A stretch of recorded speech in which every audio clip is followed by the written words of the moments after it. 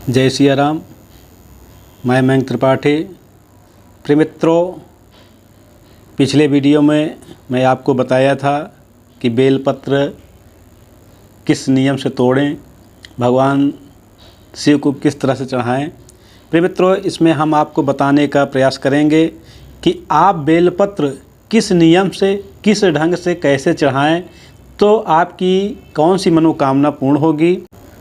प्रिय मित्रों, शिव जी की पूजा बेलपत्र के बिना अधूरी है। यदि भोलेनाथ को प्रसन्न करना चाहते हो तो बेल की पत्तियां भगवान शिव को जरूर अर्पित करें। बेलपत्र के कई उपाय इतने प्रभावी हैं कि आपकी सारी मनोकामनाओं को पूरा कर सकते हैं। भगवान शिव की पूजा में जल और बेलपत्र का बहुत ही महत्व होता है।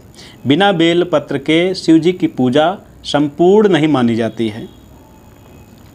बेल के पेड़ की पत्तियों को ही बेलपत्र अथवा बिल्वपत्र कहा जाता है। इसमें 3 पत्तियां एक साथ जुड़ी होती हैं जिसे एक बेलपत्र माना जाता है।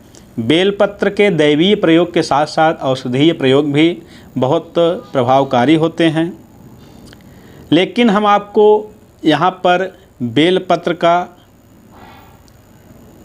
जो दैवीय प्रयोग है उसके विषय में बताएंगे। प्रिय मित्रों, बेलपत्र की हमारे शास्त्रों में बहुत महिमा गाई गई है। तो आज यही हम जानेंगे कि बेलपत्र की कौन कौन सी प्रभावशाली उपाय हैं जिसे आप करके अपनी इच्छाओं को, अपनी मनोकामनाओं को पूर्ण कर सकते हैं। तो प्रिय मित्रों, बेलपत्र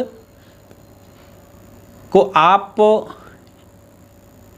एक बार के साथ साथ कई बार चढ़ा सकते हैं। जैसे आपने चढ़ाया, फिर अगले दिन अगर आप चढ़ाना चाहते हैं तो वहीं बेलपत्र धुल करके आप चढ़ा सकते हैं। अगर बेलपत्र सूखा नहीं है तो, जैसे किसी व्यक्ति ने बेलपत्र चढ़ाया है, आपके पास बेलपत्र नहीं है, तो आप जो बेलपत्र शिवलिंग पर चढ़ा हुआ है वहीं बेलपत्र उठा करके धुल करके आप दोबारा उस बेलपत्र को चढ़ा सकते हैं।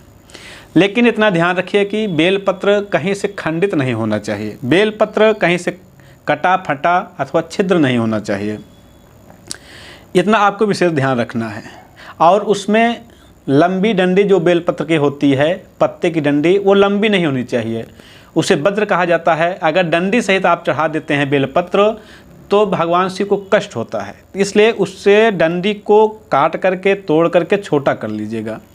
अब आइए जानते हैं कि कौन कौन से, किस विधि से हम बेलपत्र चढ़ाएं तो हमारी कौन सी मनोकामना हो सकती है।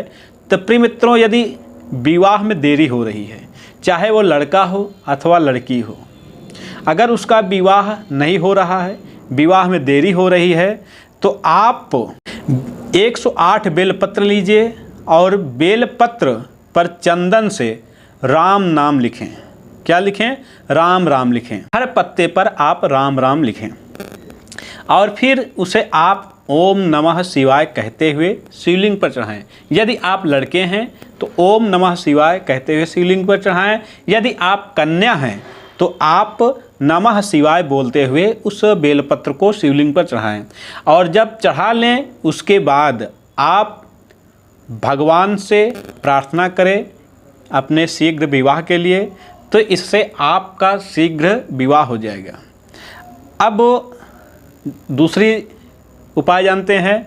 यदि आपका गंभीर से गंभीर बीमारी है, आप का इलाज करवा रहे हैं, दवा काम नहीं कर रहा है, बीमारी पता नहीं चल रही है, कैसे भी आपके पास बीमारी है, उसके लिए आप क्या करिए कि आप 108 बेलपत्र लीजिए और एक कटोरी में आप चंदन का इत्र ले लीजिए। चंदन का इत्र ना हो तो चंदन को ही घिस करके एक कटोरी में ले लीजिएगा। अब आपको क्या करना है कि एक एक बेलपत्र को उठाते जाइए, उस चंदन के इत्र में अथवा चंदन में डुबो डुबो करके भगवान शिव जी के ऊपर ओम हौं जुंग सह मंत्र बोलते हुए चढ़ाते जाएं। कौन सा मंत्र बोलना है? ओम हौं जुंग सह, यह मंत्र बोलना है। यह मंत्र आपको स्क्रीन पर भी दिखाई दे रही होगी, इसे आप लिख करके रख लीजिए। ठीक है, यही मंत्र बोलते हुए आप चढ़ाते जाइए। इस तरह से यह उपाय आपको सावन में किसी भी दिन कर सकते हैं, और सावन के सोमवार को अथवा सावन के शिवरात्रि अथवा प्रदोष के दिन आप करें तो अति उत्तम रहेगा। अगला उपाय जानते हैं प्रिय मित्रों, यदि लाख कोशिश करने के बाद भी, हर उपाय करने के बाद भी आपको संतान की प्राप्ति नहीं हो रही है, तो यह बहुत कारगर उपाय है। आप इस उपाय को करिएगा। आपको क्या करना है कि जिस व्यक्ति का संतान नहीं हो रहा है, जिसे संतान नहीं हो रहा है, उस व्यक्ति की उम्र जितनी है वह व्यक्ति उतने बेलपत्र ले, और गाय का दूध ले ले 1 कटोरी में। आप क्या करें कि उन बेलपत्रों को उस गाय के दूध में बोर बोर के डुबो करके शिवलिंग के ऊपर ओम नमो भगवते महादेवाय, क्या बोलना है, ओम नमो भगवते महादेवाय, यह मंत्र बोलते हुए उन बेलपत्रों को चढ़ाते चला जाए।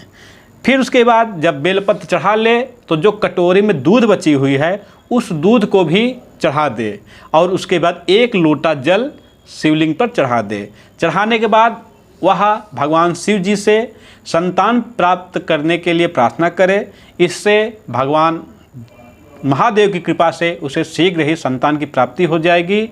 यह बहुत कारगर उपाय है।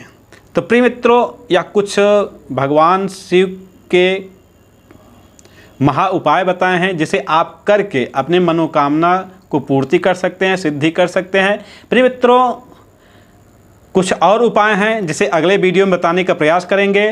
तब तक के लिए जय सिया राम।